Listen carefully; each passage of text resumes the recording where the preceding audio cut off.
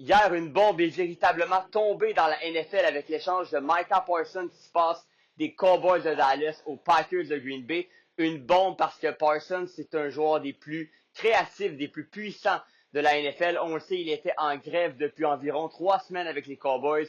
Voulait avoir un nouveau contrat, voulait passer à l'histoire. Eh bien, il a eu ce qu'il voulait. 4 ans, 188 millions, 137 millions, totalement garantis.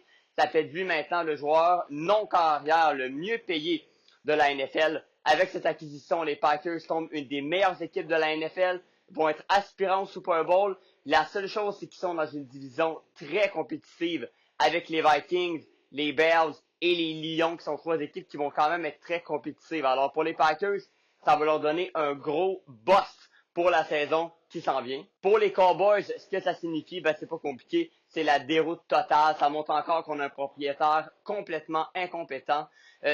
Les Cowboys se porteraient bien mieux s'ils n'étaient pas là. D'avoir échangé Parsons, ça montre seulement qu'on est incapable de garder nos joueurs vedettes, incapable de s'entendre et de mettre nos égos de côté.